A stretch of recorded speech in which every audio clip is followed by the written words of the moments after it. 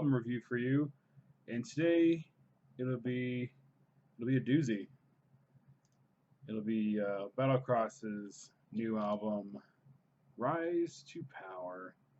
Um, Battlecross is an American band from Canton, Michigan, and they are extreme metal in a sense of thrash metal.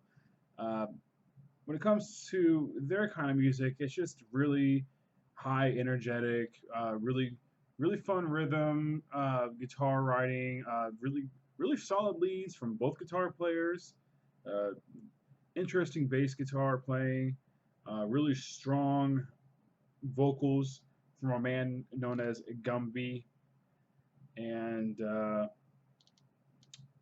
I've I've been a fan of these guys for a while now.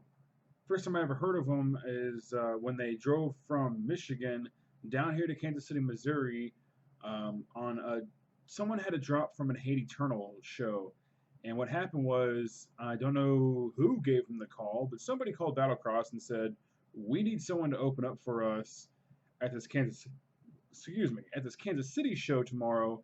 Can you be here? And so within 1 day's notice, Battlecross got their shit together, came down to the Riot Room at Kansas City, Missouri, and just rocked our fucking socks off.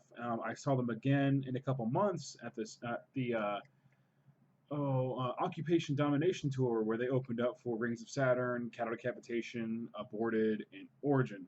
Now that was seeing them twice within 6 months. I just got my hands on Pursuit of Honor, and I was loving them. I'm just, and yeah, Pursuit of Honor, and then soon after that, War of Will, and I just really liked what they were doing. I really understood their melodic sense of thrash metal. I really liked the vocals. I really liked their sound. Now, when it comes to Rise of Power, I was kind of expecting to be kicked in the chest in terms of high energy, great songwriting, really better vocals perhaps. But when it comes to Rise to Power, I think that the band kind of played it safe. The music is high energetic. It is really fun to listen to. It actually took me 3 times. I had to listen to this album 3 times to actually get what they were doing. They weren't trying to reinvent the wheel. They weren't trying to throw any surprises. They were playing it steady. This album is Battlecross, just kind of going along with what they know and going along with the brand that they've created. If you're expecting anything else from their guitar playing, or bass playing, or um, a different kind of sound altogether, you're not going to. If you love Pursuit of Honor and War of Will, you're going to get that kind of. For me, when I listen to those albums, I got a sense of this is amazing. When I could listen to Rise to Power, I get a sense of this is really good.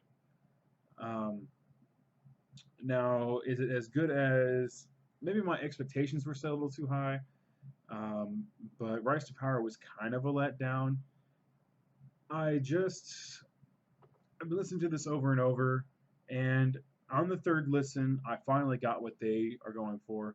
Um, I kind of let my mind relax, and I wasn't trying to fine tooth comb through the music and find anything spectacular.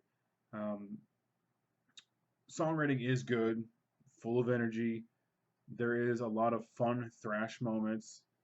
The vocal performance this time around is a little weird. It sounds like he's concentrating on more of a high on his higher stuff. I don't remember it being that much that I don't know. It just seems like his. It sounds like the Black Dahlia murder sort of. And I don't remember it sounding like that on the other records. Maybe it's just been a couple years since I've actually listened to it. But the guitar playing is safe, but it's fun. The bass guitar really cannot be heard on this. It's kind of bizarre. I really liked how you could fully hear and understand all the bass notes on the last couple albums. On this album, he's kind of just you can hear the plucking and a little bit of the bass, but and you can feel it a little bit, but it seems like the bass guitars are kind of set back. Um, this is modern thrash. This is good American metal. If you liked what they were doing previously, you'll like this now. If you've never heard of these guys before, think of a young Pantera. There's actually a song in there that kind of has like a little bendy riff going on there. I like that. Just pulling those strings a little bit to get a nice groove sound. And let's see, young Pantera, kind of a young Metallica in a way. And I guess toss in the vocal style of the Black Dahlia Murder. And if Gumby would actually focus on his, I really liked his just like bolstering, angry growl he does. I think that sounds really cool. There was a part of one song that he's actually focusing on that vocal style, and it sounds really kick-ass. I think he does it really well. So I like the album. Is it something that's going to change your mind about the band? Maybe. No. They sound like their previous stuff. They definitely played it safe, and I think in that sense they earn a 7.5 out of 10. I was going to score them lower, but after a couple more listens, I really decided that they aren't trying anything new here. They're not. They're just keeping their energy. They're keeping that drinking and headbanging mentality, and they're having fun. Battlecross is a bunch of good guys who deserve your attention, and I think that even though that Rise to Power will not be one of those powerful albums that shapes the way you think about the genre or the band, it's not. I just still think it's a solid album. So 7.5 out of 10. It's going to be out on Metal Blade Records. Let me see exactly when. Okay, it'll be out on August 21st. Metal Blade Records. Um, the first 5 songs, Scars, Not Your Slave, Absence, Spoiled in the Climb, those are pretty good songs. When things kind of started grabbing my attention was on the last 5 songs of the album, Blood and Lies, Bound by Fear, Despise. Those 3 songs, for whatever reason, that little triple attack right there, that was those 3 really good songs just set at the later half of the album.